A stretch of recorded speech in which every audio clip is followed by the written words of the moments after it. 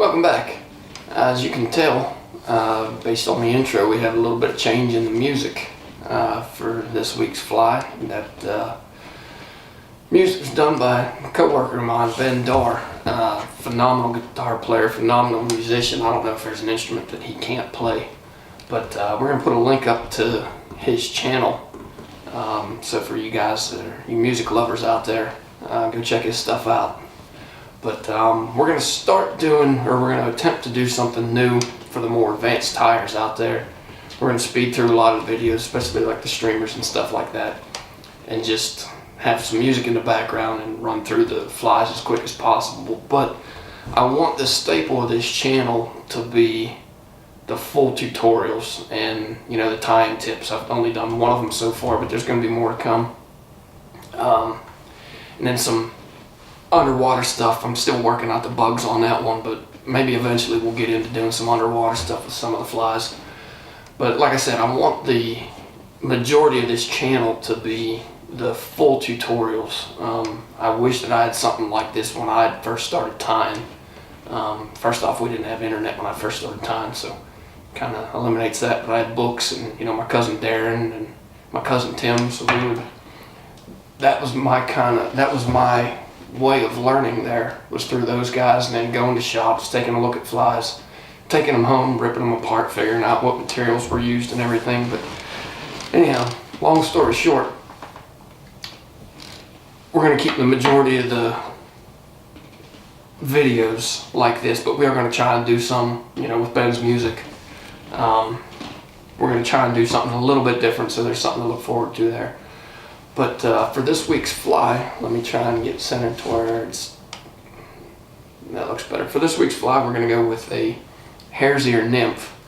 We're going on a size 12 Daiichi 1560, and we're going to go ahead and get started. The thing I like about the Hare's Ear so much is it can imitate so many things. I mean, you can imitate mayfly nymphs, you can imitate caddises. If you tie them big enough, you can even imitate stoneflies. We'll get zoomed in just a shade more. But I mean, it's a very versatile pattern, very good pattern to fish, all around pattern. You can change up your colors, do whatever you want. But we're going to start this off for our tail. We're just going to take a couple strands of a Coq De Leon fiber, and we're going to peel these back. I don't know, it's probably 6 strands. So we're going to take this and measure it up just about the length of the hook. If anything, go a shade longer, but I like them just about the length of the hook. And then same thing, we'll take this right to our hook barb, right where it starts to ascend, and we'll leave that there. So I'm just going to run this up, just adding a little bit of bulk, helping with the overall taper of the fly. And we'll call that good right there.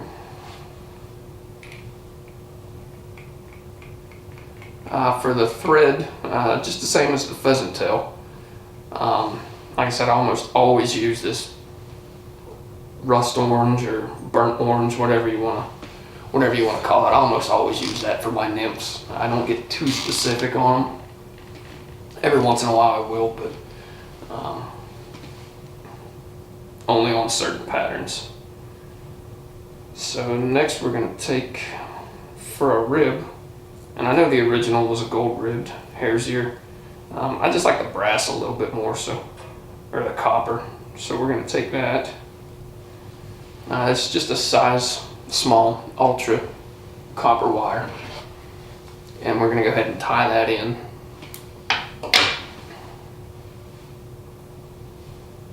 I'm taking this probably to the 2/3 point. That's where our body's going to end, and we're just going to take that right back to where we started our tail and form a quick dubbing loop.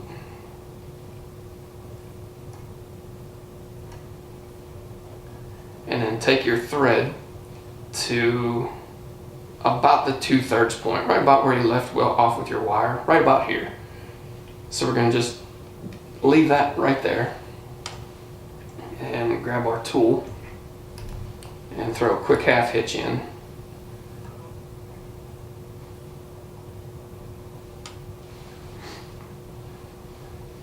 And then throw this up in the cradle. Now for our colors today, I'm going with hairlines. It's just a hare's ear mix. I have a regular and then a dark. I normally tie my hare's ears in like the two-tone effect, but I want to do this especially today so you can see the contrast between the body and the thorax. They're going to look completely different, and with the two different colors it's going to be even more apparent. But like I said, I normally will tie these in the two different colors. For some reason I just like the way it looks. I mean, I still do tie them, you know, in just one color, whether it be the light, the dark, tan, brown. I change it up a lot, but I really like the look of this, and I don't know if I have more confidence in it when I'm fishing or whatever it may be, but I just like the look of it. So we're just going to take our dubbing loop and we're going to spin this tight, kind of adjust our fibers around a little bit, and I left my loop a little bit short. That's why I'm moving this all around. But we're just going to take this and spin this rope pretty tight. As you can see, our body's staying pretty slender, which is how we want it.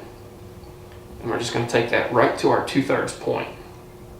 And then we're going to go ahead and tie this off. Kind of peel all these guard hairs back out of your way and trim. Now we're going to take just a regular tail feather off of a turkey, and we're going to cut a section, I don't know, 8 to 12 strands.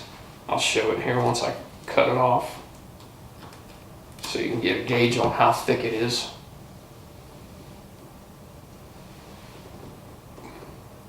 There's what we got right there. So I'm going to take this, and there's a natural break in this section. I'm just going to go ahead and cut that off. Those fibers look really weak. And I'm going to tie it in from the tips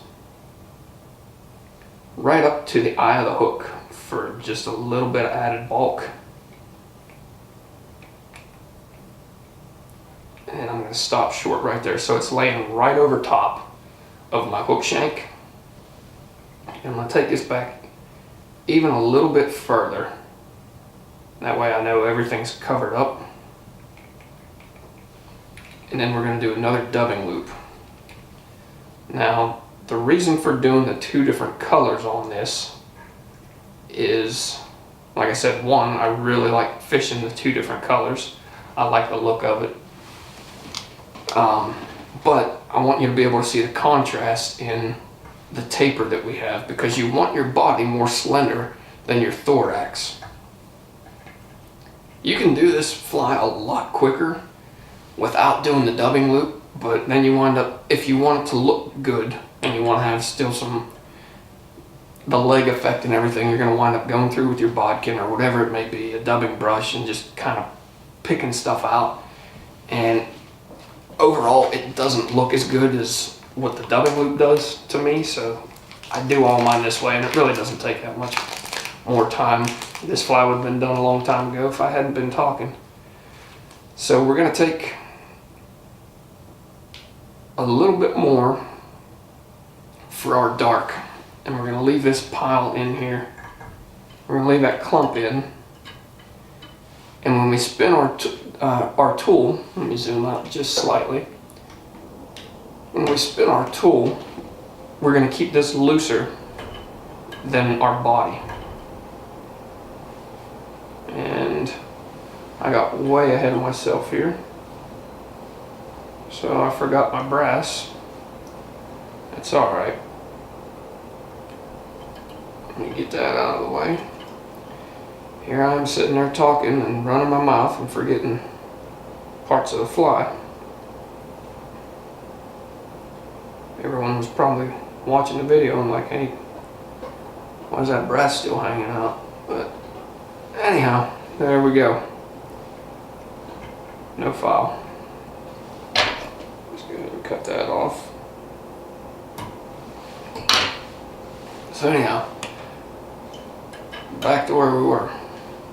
Like I said, just keep this a little bit thicker and don't spin this as tight.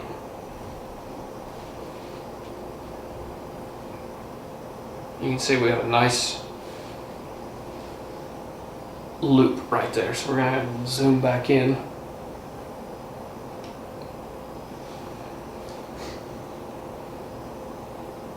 And you'll be able to see when we create this thorax how much thicker it is than our body. And just kind of peel that back just a little bit, and I'm going to try and get one more wrap in there. I may have rushed ahead just slightly. That looks good.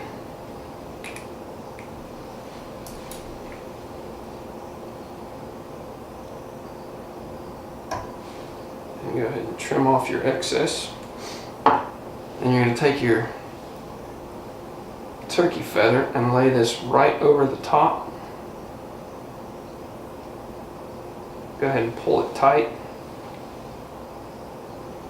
and tie it off.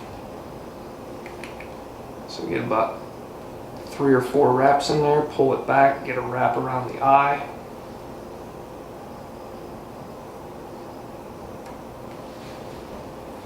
And trim.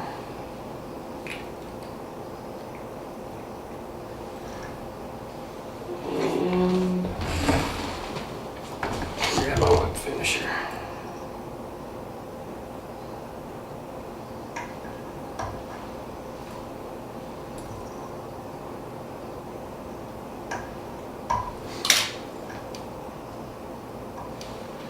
So there you can see the difference between our body and the thorax, how much thicker this looks. And we didn't have to do anything special. We didn't have to build anything up underneath it to get that effect. And you can see it kind of has that leg effect. It has this nice picked out body.